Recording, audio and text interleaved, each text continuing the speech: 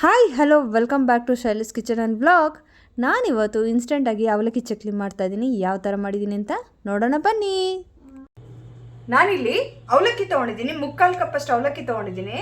ಅರ್ಧ ಕಪ್ಪಷ್ಟು ಹುರ್ಗಡ್ಲೆ ತೊಗೊಂಡಿದ್ದೀನಿ. 1 ಕಪ್ಪು ಅಕ್ಕಿ ಹಿಟ್ಟು ತೊಗೊಂಡಿದ್ದೀನಿ. ಜೀರಿಗೆ ತೊಗೊಂಡಿದ್ದೀನಿ. ಉಪ್ಪು, ಅಚ್ಕಾರದ ಪುಡಿ, ಬಿಳಿ ಎಳ್ಳು. ಈಗ ಇದನ್ನು ಫಸ್ಟು ಹುರ್ಗಡ್ಲೆನ ಪೌಡ್ರ್ ಮಾಡ್ಕೋಬೇಕು. ಈಗ ಇದು ಹುರ್ಗಡ್ಲೆನ ಫುಲ್ ನೈಸಾಗಿ ಪೌಡ್ರ್ ಮಾಡ್ಕೊಬೇಕು. ಪೌಡ್ರ್ ಮಾಡ್ಕೊಂಬರ್ತೀನಿ. ಪೌಡ್ರ್ ಮಾಡ್ಕೊಂಬಂದಿದ್ದೀನಿ. ಒಂದ್ಸತಿ ಜರಡಿ ಮಾಡ್ಕೋಬೇಕು. ಸೊ ನೋಡಿ, ಈ ಥರ ಎಲ್ಲ ಬರುತ್ತೆ. ಈ ಥರ ಎಲ್ಲ ಬಂದಾಗ ಅದನ್ನು ಹಾಕಿದ್ರೆ ಅದು ಟೇಸ್ಟ್ ಸಿಕ್ಕಲ್ಲ. ಸೊ ಇದನ್ನು ತೆಗೆದು ಬಿಡ್ತಾ ಇದ್ದೀನಿ. ಈಗ 3/4 ಕಪ್ಪು ಅವಲಕ್ಕಿ ತೊಗೊಂಡಿದ್ದೀನಿ. ಈಗ ಇದನ್ನು ನುಣ್ಣಗೆ ಪೌಡ್ರ್ ಮಾಡ್ಕೊಂಬರ್ತೀನಿ. ಸೊ ಇದೆಲ್ಲ ಈಗ ಪುಡಿ ಮಾಡ್ಕೊಂಡಿದ್ದೀನಿ. ಈಗ ಇದನ್ನು ಜರಡಿ ಮಾಡ್ಕೋಬೇಕು.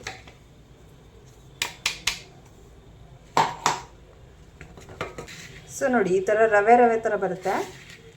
ಇದನ್ನು ಬೇಕಾದ್ರೆ ನಾವು ದೋಸೆಗೆ ಹಾಕ್ಕೋಬೋದು, ಇಲ್ಲಾಂದರೆ ಗೊಜ್ಜಲಕ್ಕಿ ಎಲ್ಲ ಮಾಡ್ತೀವಲ್ಲ ಅದಕ್ಕೂ ಮಿಕ್ಸ್ ಮಾಡ್ಕೋಬೋದು. ಇದಕ್ಕೆ ಹುರ್ಗಡ್ಲೆ ಮತ್ತು ಅವಲಕ್ಕಿ 2 ಪೌಡ್ರ್ ಮಾಡ್ಕೊಂಡಿರೋದು. ಇದಕ್ಕೆ 1 ಕಪ್ಪಷ್ಟು ಅಕ್ಕಿ ಹಿಟ್ಟು ಹಾಕ್ತಾಯಿದ್ದೀನಿ. ಸೊ ಈಗ ಇದನ್ನೆಲ್ಲ ಚೆನ್ನಾಗಿ ಮಿಕ್ಸ್ ಮಾಡ್ಕೋಬೇಕು. ಈಗ ಇದೆಲ್ಲ ಆಗಿದೆ. ಇದಕ್ಕೆ ಕರಿ ಎಳ್ಳು ಹಾಕ್ತಾಯಿದ್ದೀನಿ, ಜೀರಿಗೆ, ರುಚಿಗೆ ತಕ್ಕಷ್ಟು ಉಪ್ಪು ಮತ್ತು ಅಚ್ಕಾರದ ಪುಡಿ. ನಮ್ಮ ಖಾರಕ್ಕೆ ಎಷ್ಟು ಬೇಕೋ ಅಷ್ಟು ನೋಡಿಕೊಂಡು ಹಾಕೋಬೋದು. ಈಗ ಇದನ್ನೆಲ್ಲ ಮಿಕ್ಸ್ ಮಾಡ್ಕೋಬೇಕು.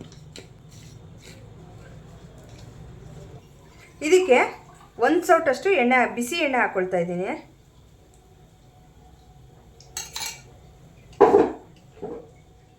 ಸೊ ಈಗಿದು ಸ್ವಲ್ಪ ಬಿಸಿ ಇರುತ್ತೆ, ನಿಧಾನಕ್ಕೆ ನೋಡಿಕೊಂಡು ಮಿಕ್ಸ್ ಮಾಡ್ಕೊಳ್ಳಿ. ಸೊ ಈಗ ಇದನ್ನೆಲ್ಲ ಹೀಗೆ ಮಿಕ್ಸ್ ಮಾಡ್ಕೊಳ್ತಾ ಇದ್ದೀನಿ. ಎಣ್ಣೆ ಸ್ವಲ್ಪ ತಣ್ಣಗಾಗಿದೆ. ತಣ್ಣಗಾದ್ಮೇಲೆ ಹೀಗೆ ಮಿಕ್ಸ್ ಮಾಡ್ಕೋಬೇಕು. ಈಗ ಇದೆಲ್ಲ ಚೆನ್ನಾಗಿ ಮಿಕ್ಸ್ ಮಾಡ್ಕೊಂಡಿದ್ದೀನಿ ಎಣ್ಣೆಯಲ್ಲಿ. ಈಗ ಇದು ನೋಡಿ, ಹೀಗೆ ಸ್ವಲ್ಪ ತಗೊಂಡು ಹೀಗೆ ಗಟ್ಟಿ ಮಾಡಿದ್ರೆ ಇದು ಹೀಗೆ ಇರಬೇಕು ನೋಡಿ. ಹೀಗೆ ಮಾಡಿದ್ರೆ ಎಲ್ಲ ಪುಡಿ ಆಗೋಗುತ್ತೆ. ಸೊ ಈ ಹದದಲ್ಲಿರಬೇಕಿದು. ಈಗ ಟೇಸ್ಟ್ ನೋಡಿ, ಉಪ್ಪು ಖಾರ ಏನಾದರೂ ಬೇಕು ಅಂದರೆ ಹಾಕೋಬೋದು. ಸೊ ಸ್ವಲ್ಪ ಏನಾದರೂ ಖಾರ ಜಾಸ್ತಿ ಆಯಿತು ಅಂದರೆ ಇನ್ನೊಂದು ಸ್ವಲ್ಪ ಹುರ್ಗಡ್ಲೆನ ಅಥವಾ ಅವಲಕ್ಕಿನ ಪೌಡ್ರ್ ಮಾಡಿಬಿಟ್ಟು ಮಿಕ್ಸ್ ಮಾಡಿಕೊಂಡ್ರೂ ಆಗುತ್ತೆ. ಈಗ ಇದಕ್ಕೆ ನೀರು ಈ ಥರ ಒಂದೇ ಸತಿ ಹಾಕೋಕೆ ಹೋಗಬೇಡಿ, ಸ್ವಲ್ಪ ಸ್ವಲ್ಪ ಹಾಕ್ಕೊಂಡು ಹೀಗೆ ಚುಮ್ಕಿಸ್ಕೊಳ್ಳಿ. ಅವಲಕ್ಕಿ ನೀರು ಹಿಡಿಯುತ್ತೆ, ಸೊ ನೋಡ್ಕೊಂಡು ಕಲಿಸ್ಕೊಳ್ಳಿ. ಸೊ ನೋಡಿ, ಇದು ಹಾಕ್ತಾಯಿದ್ರೆ ನೀರು ಅವಲಕ್ಕಿಗೆ ಎಳ್ಕೊಳ್ತಾನೆ ಇದೆ. ಸೊ ನೀರು ಹಿಡಿಯುತ್ತೆ ಇದು ಜಾಸ್ತಿನೇ. ಹಾಗಂತ ಒಂದೇ ಸತಿ ಹಾಕೋಕೆ ಹೋಗ್ಬಿಡಿ, ಲೈಟಾಗಿ ಈಗ ಚುಮ್ಕಿಸ್ಕೊಂಡೇ ಹಾಕಿ. ಹಿಟ್ಟನ್ನು ನಾವು ಎಷ್ಟು ಚೆನ್ನಾಗಿ ನಾದ್ಕೊಳ್ತೀವೋ ಅಷ್ಟು ಚೆನ್ನಾಗಿ ನಮಗೆ ಚಕ್ಲಿ ಅನ್ನೋದು ಮುರಿದೋಗಲ್ಲ, ಏನೂ ಇಲ್ಲ, ನೀಟಾಗಿ ಬರುತ್ತೆ. ಈಗ ಇದೆಲ್ಲ ನೀಟಾಗಿ ಕಲಿಸ್ಕೊಂಡಿದ್ದೀನಿ. ಸೊ ಇದು ಒಂದು ಹದ ಬಂದಿದೆ ಎಲ್ಲೂ ಸೊ ಈಗ ಇದನ್ನು ಒಂದು ಸ್ವಲ್ಪ ಉಂಡೆ ತೊಗೋಬೇಕು. ಚಕ್ಲಿ ಒಳಗೆ ಎಲ್ಲದಕ್ಕೂ ಎಣ್ಣೆ ಹಚ್ಕೊಳ್ತಾ ಇದ್ದೀನಿ. ಒಳಗಡೆ ಎಲ್ಲ ಏನೋ ಅಂಟ್ಕೊಳ್ದಿದ್ದಾಗೆ ಎಣ್ಣೆ ಹಚ್ತಾ ಇದ್ದೀನಿ. ಸೊ ಈಗಿದು ಈ ಥರ ಉದ್ದಕ್ಕೆ ಮಾಡಿಕೊಂಡು ಇದರೊಳಗೆ ಫಿಲ್ ಮಾಡ್ಕೊಳ್ತಾ ಇದ್ದೀನಿ. ಸೊ ಇದರಲ್ಲಿ ಇನ್ನೂ ಸ್ವಲ್ಪ ಇಡಿಸುತ್ತೆ. ಸೊ ನಾನು ಇದ್ರಿಗೆ ಇನ್ನೊಂದು ಸ್ವಲ್ಪ ಹಾಕ್ತಾಯಿದ್ದೀನಿ. ಈಗ ನಾವು ಚಕ್ಲಿ ಹ್ಯಾಕ್ ಮಾಡ್ಕೊಳ್ತೀವಿ. ಚಕ್ಲಿ ಪ್ರೆಸ್ಸಿಗೆ ಹಾಕ್ಬಿಟ್ಟು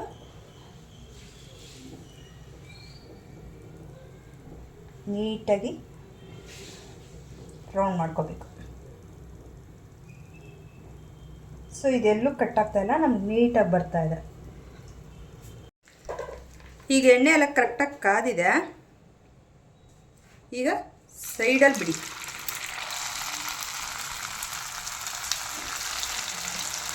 ನಿಧಾನಕ್ಕೆ ಬಿಡಿ. ಈಗ ಇದನ್ನು ಲೈಟಾಗಿ ತಿರುಗಿಸ್ಕೋಬೇಕು. ಇದು ನೊರೆ ಎಲ್ಲ ಕಮ್ಮಿ ಆಗೋವರೆಗೂ ಎಣ್ಣೆಲ್ಲೇ ಫ್ರೈ ಮಾಡಬೇಕು. ಅದು ನಮ್ಗೆ ಗೊತ್ತಾಗುತ್ತೆ, ನೊರೆ ಕಮ್ಮಿ ಆಗಿದ ತಕ್ಷಣ ಚಕ್ಲಿ ರೆಡಿ ಅಂತ ಗೊತ್ತಾಗುತ್ತೆ ನೋಡಿ. ಈಗ ನೊರೆ ಎಲ್ಲ ಕಮ್ಮಿ ಆಗ್ತಾಯಿದೆ, ಸೊ ಇದು ರೆಡಿ ಆಗ್ತಾಯಿದೆ ಅಂತ ಅರ್ಥ.